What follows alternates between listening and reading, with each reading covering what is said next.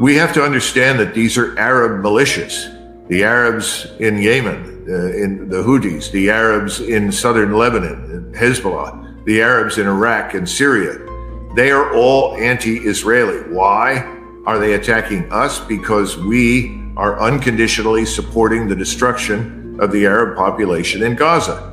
If that were to halt, or at least we were to do what I just stated earlier, essentially say we're not going to be a party to this, the attacks on us would end. There is no desire on the part of Iran or anyone else in the region to go to war with us. We, however, have been desperately seeking this opportunity, looking for an excuse. Is this enough? I don't know. You have to look at American opinion polls.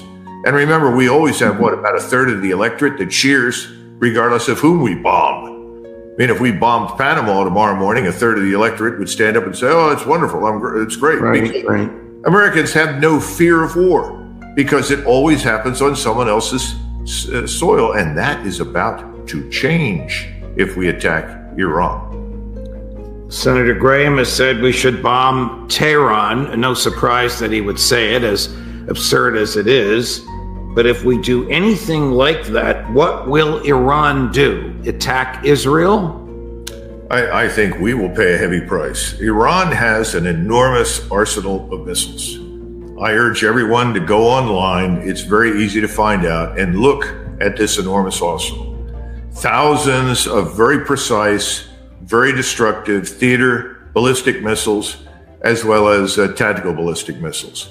They have cruise missile technology, infinite numbers of drones. Now, what was fired, I think, was a crude tactical ballistic missile by these Shiite Arabs. They've been given older technology and allowed to have that, but the Iranians have not provided them with their top-of-the-line equipment. If those are employed, not only are they in a position to attack with great precision all of our positions in the region. Remember, we have about 57,000 Americans in uniform in the region. Almost 30,000, or perhaps a little more, are in bases that are sitting. Yes, that's an excellent demonstration of what exists. Go to the right and work your way down. The ones to the right are what I would call blockbusters. These are missiles that would flatten cities, flatten military installations, destroy airfields, harbors. They're all conventional warheads, but the destructive power is enormous, and it's precise. If the Iranians shoot at something, they hit it. They just demonstrated that a couple of weeks ago when they struck targets in Syria and Iraq. And listen, they could have done infinitely more damage. I think they were all in Syria, but they could have done much more damage. They chose not to. When you destroy a Mossad position with a Kurdish man and his family who are Mossad agents, and that is in close proximity to the United States Embassy, you demolish the house, kill everybody in it, but you do no damage to anything that is American or American personnel. That should tell everyone they have extraordinary technology. That can be used against us all over the region. They have hypersonic missiles. Now, these are of Chinese manufacture, but they are of a Russian invention originally. And these hypersonic missiles are in a position to strike targets at sea. And there's no way to shoot them down or defend against them. You have a British aircraft carrier, an American aircraft carrier in the Red Sea or the Indian Ocean. They can be targeted because everyone now has access to overhead surveillance. Overhead surveillance with the kind of ability to read the names on gravestones that did not exist in those countries 20 years ago. So their targeting is very precise. And ships at sea, regardless of whether they're nuclear or conventionally powered, are slow. These are slow-moving targets.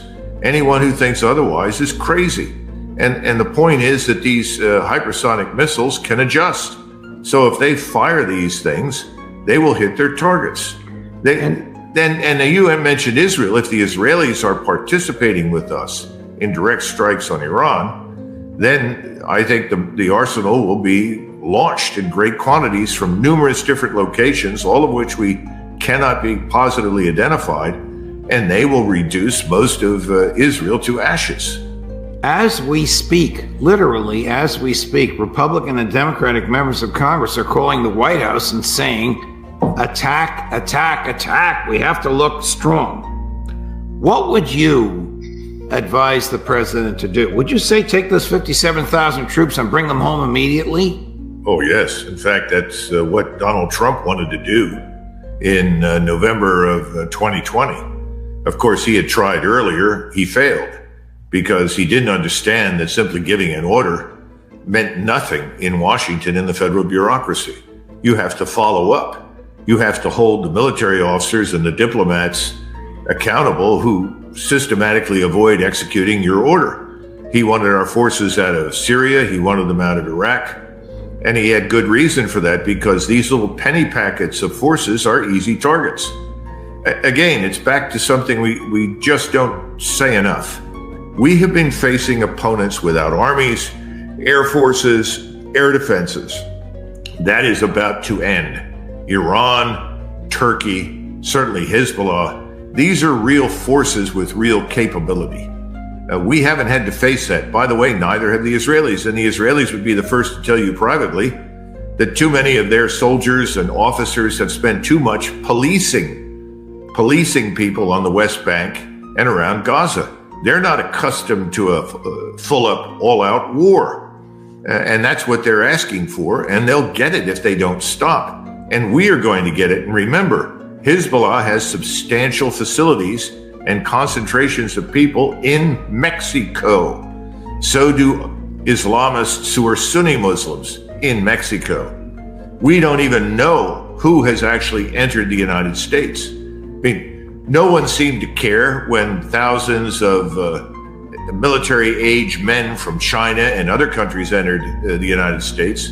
Nobody seems to have gotten very exercised until quite recently when they realized that Arabs and Iranians and others and Malays and other Muslims from different parts of the country had also entered. Suddenly people are beginning to realize it. Well, what about our nuclear power facilities? What about our power grid?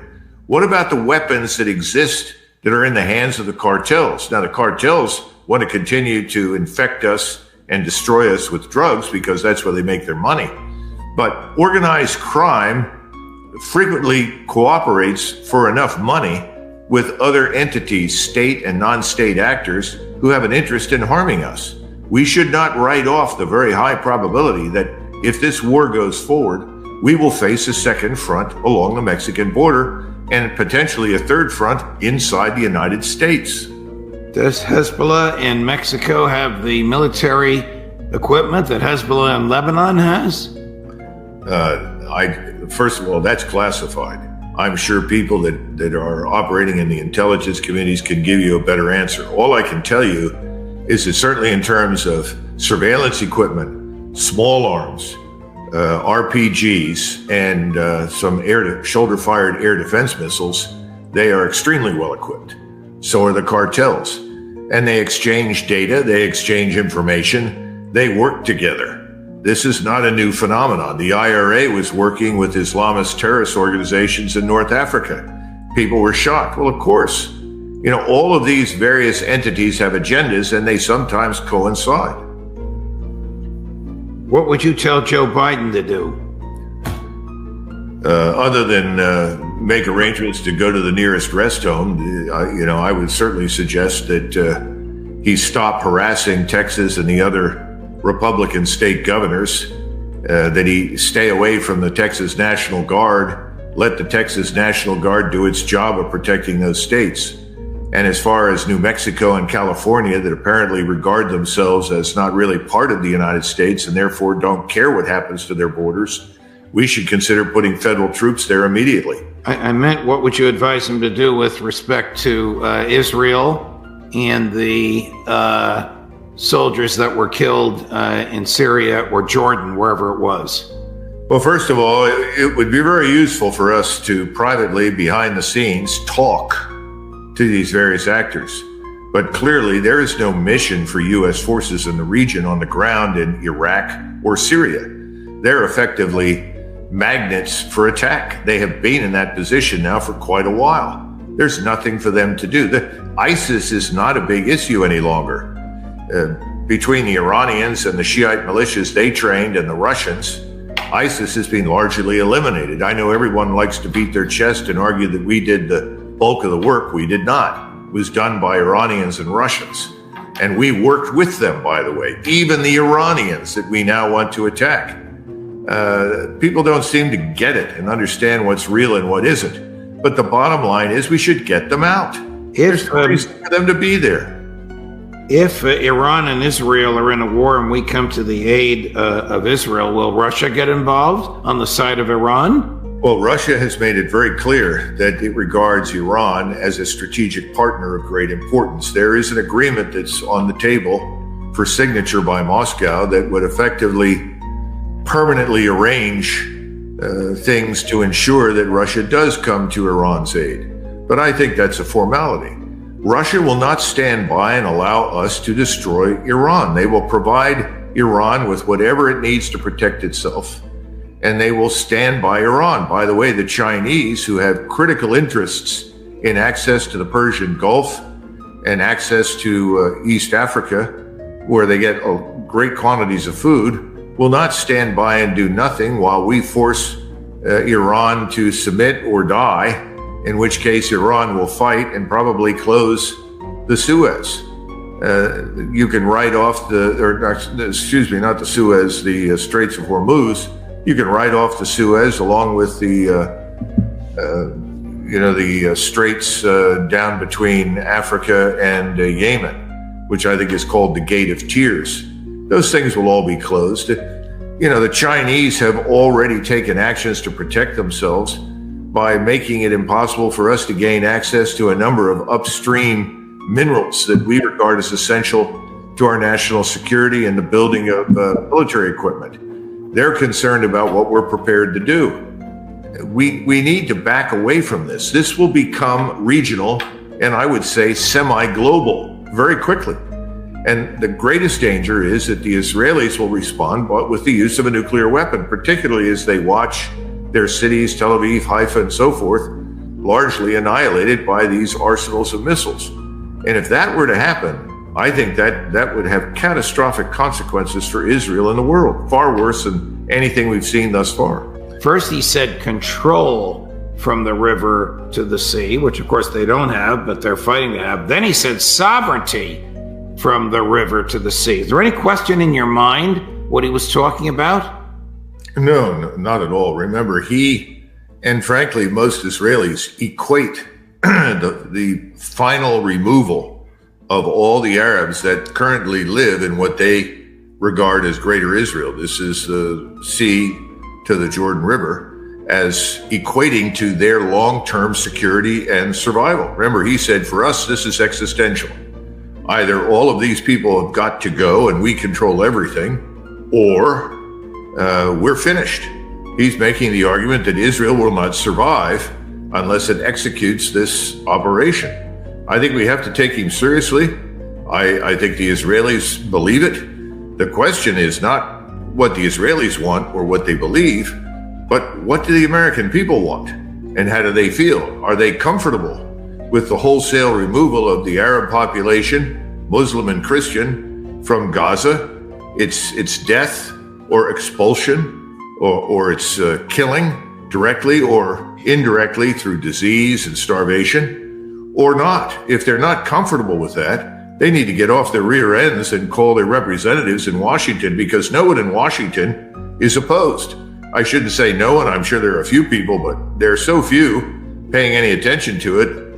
I think it's really irrelevant. Well, Washington must know what was stated in the clips that we just ran. Washington must know that there is zero impetus for a two-state solution in the Netanyahu government, and as you indicated, among the Israeli population by an enormous percentage. So should we take seriously, or are they lying to us when Joe Biden and Tony Blinken say two-state solution, two-state solution? No, I think they know that that's utterly unacceptable to the Israelis at this point. If there was a chance for that, it died some time ago. So it's an all or nothing proposition. Either all of the Arabs go or they don't. And in the minds of Israelis, if they're not removed, there's a permanent threat to their existence and they cannot tolerate that. The internet the International Court of Justice, which did not order a ceasefire, it has no ability to enforce its order, which did not find as a matter of fact and law that Israel is engaged in genocide, nevertheless told Israel not to engage in genocide and to report back to it in 30 days. The latter was by 16-1, which included the justice that was sent from Israel. As you know, South Africa got to add a justice to the court. It's very unique that they can do that. And Israel got to add a justice to the court. That vote was 16-1. The other vote was 15-2. Did the ICJ ruling burst the bubble of Israel moral rectitude, or had that bubble been burst by the IDF in Gaza? Outside of the United States and Israel and the United Kingdom, probably Australia and New Zealand, I'd say it has burst.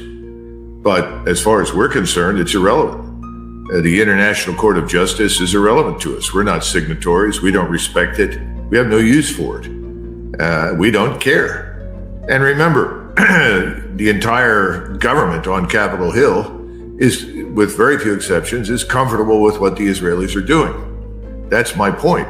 The only way to put a stop to this is for the American people to raise their voices and say, we don't want to be party to this operation. It is inconsistent with our views of what is morally right or wrong. But it hasn't happened. No, there's somewhat of a movement in Michigan, which has probably the largest Palestinian or Arab population base of any state in the Union, but it doesn't seem to have motivated the president at all. By the way, we should note that Americans, I think if they were asked, are equally opposed to the goals of Hamas and other like-minded organizations that want to rid the Middle East of Jews. We don't support that. We would not stand by and allow that to happen. I don't think we should stand by, do nothing, and allow this to happen. I would simply urge the president to stop lying to the American people, along with all of his colleagues, all of whom have benefited enormously from the money poured into their organizations from the lobby and Israel's agents in the United States, and simply say, if you're going to persist in this, you're going to have to do it alone. We're not going to underwrite it. We're not going to support it. I mean, I'm certainly not advocating that we should commit forces to stop it. I don't believe in that. I didn't support that in the past. I don't support it now. But we should simply say that's completely inconsistent with our views of what is morally right and wrong. And as the president, I'm telling you right now, if you persist, we will withdraw our support.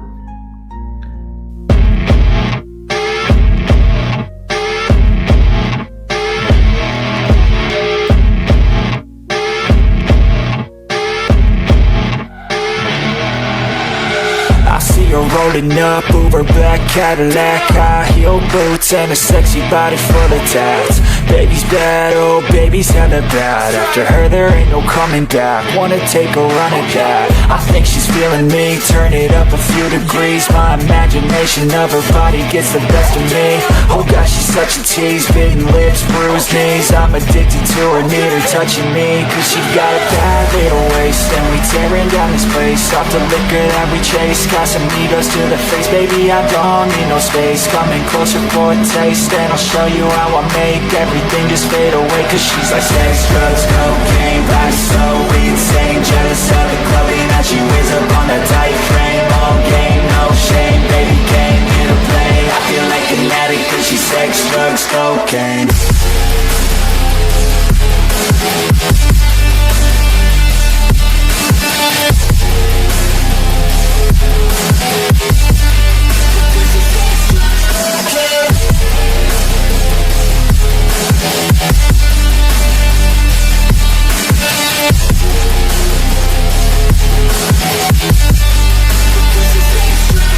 Got a fine little body and her mind's kinda naughty. They say that once you taste it, you cannot replace it. She could get you high, all the dopamine inside triggers fast once she's naked. Her body's a creation.